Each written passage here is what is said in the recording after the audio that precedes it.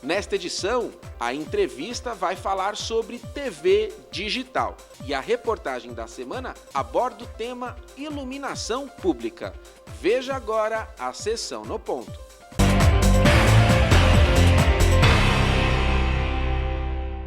Recentemente, no Sindicato de Engenheiros do Estado de São Paulo, nós montamos um núcleo dos jovens engenheiros.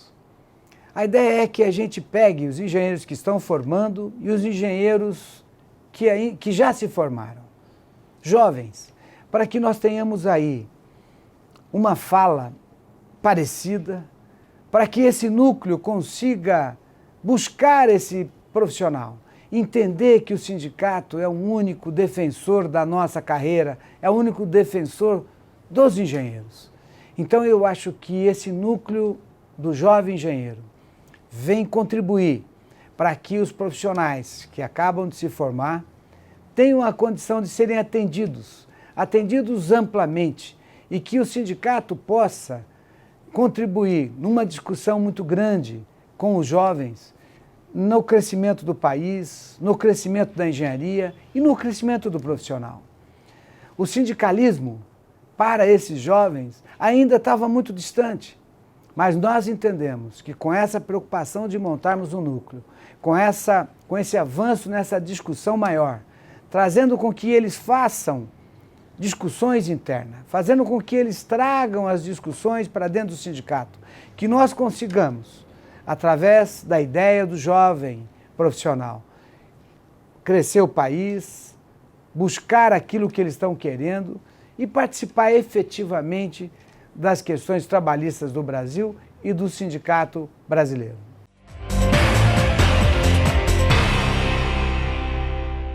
Estamos na entrevista do Jornal do Engenheiro. Nesta edição vamos conversar sobre TV digital. E o nosso entrevistado é o professor Marcelo Zufo. Prazer recebê-lo aqui, professor. Prazer, como vai? Tudo bom, Fábio? Graças a Deus, tudo bem. Professor Marcelo Zufo, a quantas anda a nossa TV digital? Nós começamos o projeto de digitalização do Brasil no começo da década de 2000. Inauguramos com tecnologias brasileiras as transmissões da TV digital em 2007. Foi um esforço incomparável da engenharia nacional. E agora nós estamos indo para a fase que nós chamamos do desligamento da TV analógica. Ou seja, neste momento, nós estamos com transmissões de TV aberta, analógica, e TV aberta digital. Então, as pessoas têm a opção de sintonizar com as TVs de tubo, que são TVs antigas, ou com as novas tecnologias de TVs de tela plana, de alta definição, né? Mas em 2018, encerram-se no Brasil as transmissões analógicas. E neste espaço que será aberto pelas transmissões analógicas, será inserida a tecnologia de 4G. Então o Brasil ele vai se encontrar numa situação inédita em que nós vamos ter as duas tecnologias mais avançadas do mundo. Nós vamos ter a tecnologia de TV digital aberta, digital, e nós vamos ter a tecnologia de 4G para banda larga móvel, convivendo ao mesmo tempo. E aí nós podemos pensar em situações até mais avançadas no contexto tecnológico. Fala-se muito hoje da TV digital híbrida, em que você combina a banda larga com a TV aberta, criando oportunidades inimagináveis do ponto de vista da transmissão e da disseminação de conteúdo digital. Por exemplo, intensificando a interatividade? Por exemplo, intensificando a interatividade. Por exemplo, aumentando a educação à distância, aumentando a telemedicina. E, no fundo, nós temos um grande processo de engenharia por trás, porque nós somos um país de dimensão continental, são praticamente 6 mil municípios brasileiros que têm que ser contemplados e, infelizmente, nós temos o contexto da assimetria regional, ainda da distribuição inegualitária de renda, o que nos leva a ter contextos muito específicos de região para região no país todo. Muito se falou, quando da implantação do sinal digital, que seria preciso aí subsidiar conversores, ou seja, para que a população como um todo pudesse ter acesso. Como é que ficou essa questão de acesso à tecnologia para a TV digital, Zulfo? Isso está contemplado no edital de 4G.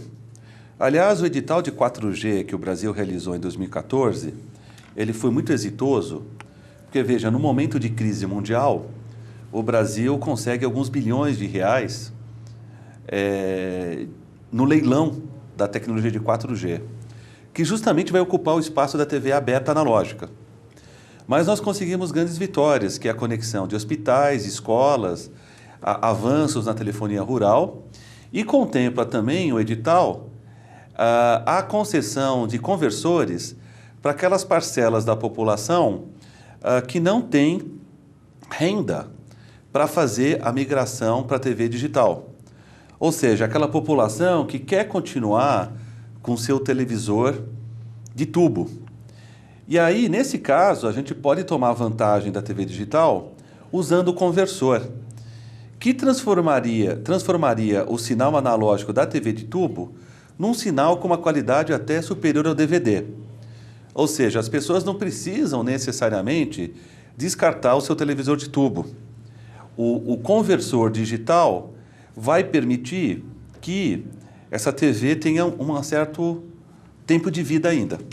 Perfeito, nós estamos conversando com o professor Marcelo Zulfo, nos atualizando a respeito de como está o processo de digitalização do sinal de televisão aqui no Brasil. Professor Zulfo, também foi falado de um sistema brasileiro, o senhor me corrija se a nacionalidade mesmo for brasileira, um software que iria fazer com que a nossa TV ficasse mais interativa. Queria que o senhor comentasse a respeito desse software e como nós podemos, hoje, ainda sem a totalidade do sinal digital no nosso país, como é que a gente pode contemplar como vai ser a interatividade na TV? Olha, historicamente, o Brasil ele segue uma trajetória mundial na evolução da TV. Nós podíamos desenvolver um sistema disruptivo ou incremental. No caso do Brasil, nós aprendemos muito com os acertos e erros de outros países.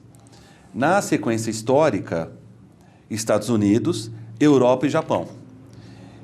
Cada sistema aprimorou e melhorou em relação ao anterior.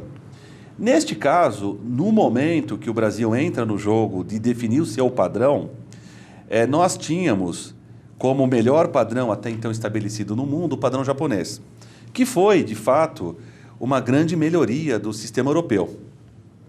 Então, o Brasil ele pega esse sistema, ele reengenheira todo o sistema. Nós temos uma versão muito aprimorada na questão da alta definição, na questão da mobilidade.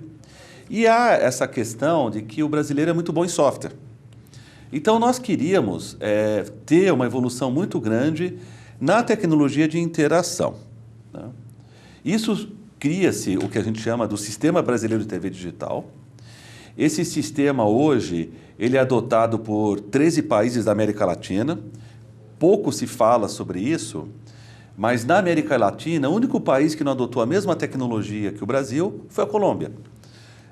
Nós hoje, com a tecnologia brasileira, e com todas as dificuldades que nós temos, e não ter uma indústria local, tal, dificuldades de exportação de tecnologia, nós atingimos hoje praticamente 500 milhões de pessoas com a tecnologia brasileira, que é tudo.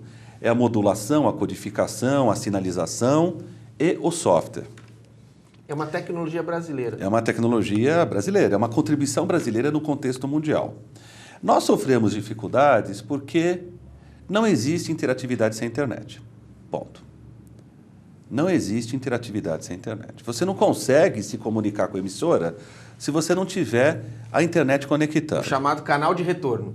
Então, hoje, o Brasil ele faz parte de processos globais. Eu estou justamente agora, nesse momento, coordenando uma grande iniciativa Brasil-Europa, em que, com a possibilidade da internet chegar no televisor, isso é uma coisa recente, com a TV conectada, nós estamos reinventando a tecnologia brasileira para que ela possa ser conectada à internet e você, num cenário que você vai ter banda larga e você vai ter TV aberta, você criar essa famosa ponte que não existe ainda hoje entre a TV aberta e a TV internet. E provavelmente nós teríamos algumas reinvenções nesse contexto da interatividade, porque eu sou professor da eletrônica e a gente sabe que nesta área a inovação é muito forte. A tecnologia eletrônica, a cada 18 meses, fica obsoleta. Isso não significa que o que nós fizemos foi perdido. É mais uma etapa nesse aprendizado. Mas eu acredito que nós temos cenários tecnológicos incríveis no Brasil a partir de 2018. Principalmente com o que nós chamamos do desligamento da TV analógica. Estamos conversando sobre TV digital no Brasil com o Marcelo Zuffo. No próximo bloco, mais assuntos a respeito desse sistema que está sendo implantado no nosso país. A gente volta daqui a pouquinho.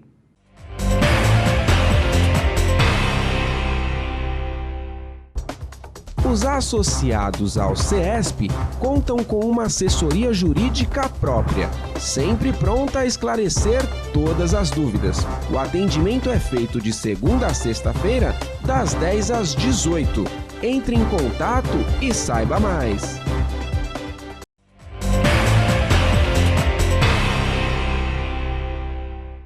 Estamos de volta no Jornal do Engenheiro falando sobre TV digital. E o nosso convidado é o professor Marcelo Zuffo. Zuffo, você falou da importância da internet para a interatividade. Aliás, a interatividade depende dela. A gente tem no nosso país muitas reclamações a respeito da nossa atual banda larga. E até o próprio sinal hoje 3G que está sendo também aí passado para o 4G. Esses problemas são políticos, estruturais ou tudo isso junto? Olha, essa é uma excelente pergunta. A gente tem discutido isso muito no sindicato. Aliás, o Sindicato dos Engenheiros ele está criando um novo projeto relacionado com a universalização da banda larga. Há alguns anos atrás, há mais de uma década, quando a gente privatizou a telefonia no Brasil, a gente adotou um modelo extremamente liberalizante. E esse modelo liberalizante, ele não trouxe às empresas que atuam no setor compromissos e obrigações de investimento de infraestrutura. O que nos coloca o Brasil na lanterninha em termos de infraestrutura de internet no mundo. Hoje o Brasil se destaca entre as 10 maiores economias do mundo e nós estamos em posições abaixo da posição 60 ou 70. A última posição nossa é a 69ª em ranking de internet. Isso depende eminentemente de dois problemas. Falta de investimento em infraestrutura e imposto muito alto, que são heranças de uma privatização feita de uma forma assodada. No movimento liberalizante que houve da nossa privatização, acreditava-se que essas questões seriam resolvidas pelo próprio mercado. E não ocorreu. Soma-se a isso uma expansão muito grande do nosso consumo. O nosso consumo no setor de telecomunicações, apesar da economia crescer a um dígito por ano, o setor de comunicação, principalmente recentemente, cresceu durante 4, 5 anos a 2 dígitos ao ano. Ou seja, nós tivemos uma expansão muito grande na nossa base de consumidores, nós tivemos a não obrigatoriedade de investimento em infraestrutura e uma incidência tarifária muito alta na figura do ICMS. Então, isso criou esse problema conjuntural, que é o seguinte: nós temos uma banda larga ruim, porque hoje ninguém mais quer saber de telefonia. A banda larga, a telefonia fixa e a própria telefonia móvel, com o WhatsApp, com essas novas tecnologias, está sendo engolida pela banda larga. Então, o problema fundamental que nós temos é a banda larga. E o Brasil está dando um passo na banda larga móvel com 4G. Nós temos muito ao que caminhar no que a gente chama da banda larga fixa backbone. Porque, infelizmente, pela dimensão continental que o Brasil tem, nós estamos falando de investimentos que podem chegar a centenas de bilhões de reais. Porque é fibra que tem que ser passada pelo país todo. E isso é um nó conjuntural que nós temos. Então, nós temos alguns cenários otimistas, desligamento da TV digital, integração, implantação do 4G no Brasil, que vai ser uma revolução em termos de consumo e oferta de tecnologia, mas nós temos esse problema conjuntural e eu acho que, acertadamente, o sindicato, levantando esse projeto estruturante na questão da universalização da banda larga, ele se posiciona de uma forma assim, muito arrojada e moderna, atacando um problema fundamental que a sociedade brasileira tem hoje. Perfeito. Aproveitando essa deixa, Zufo, conte um pouco para nós qual que é a sua participação nos sindicatos engenheiros. Nós temos diversos grupos de discussão onde você atua conosco e a importância deste trabalho de engenharia para que o progresso no Brasil possa ser debatido. Olha, o Sindicato dos Engenheiros do Estado de São Paulo é um trabalho voluntário que eu fiz, que eu trabalho já há alguns meses. Antes de mais nada, assim, o Sindicato dos Engenheiros é um espaço de construção de propostas e de diálogo sobre as questões fundamentais da engenharia fantástico. Você consegue, ao mesmo tempo, trabalhar com uma abertura e com uma profundidade muito grande, até em função da alta qualidade da engenharia no Estado de São Paulo e no Brasil. Nós temos engenheiros com alta e grande trajetória profissional no seu exercício da engenharia ao longo dos últimos anos, pegando todas as transformações fundamentais que o Brasil passou e está passando, e você tem uma comunhão de gerações, você tem engenheiros que passaram por isso, você tem engenheiros atuantes e você tem a garotada que está vindo. Então, o sindicato é uma plataforma fantástica para a formulação dos grandes desafios da engenharia, não só no Estado de São Paulo e no Brasil. E eu, particularmente, participo desse comitê de comunicação e telecomunicações. E tem sido um prazer, assim, tem sido um comitê muito pujante e muito ativo nos seus debates relacionados não só com o diagnóstico, mas com propostas para a gente, construtivamente, resolver as questões da grande engenharia brasileira. Zufo, quero muito agradecer a sua presença aqui, mas esses esclarecimentos para o Jornal do Engenheiro. É um grande prazer, tem sido para mim não só um grande prazer, mas uma honra estar cercado por profissionais de tão alto gabarito no sindicato. Obrigado, Zufo. Muito obrigado, Fábio. Essa edição do Jornal do Engenheiro não termina aqui. Fique conosco.